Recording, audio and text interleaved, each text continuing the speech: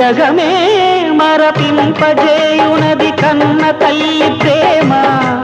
శిశువైనా పశువైనా తన తల్లి బుడికై పరుగులు తీయునులే.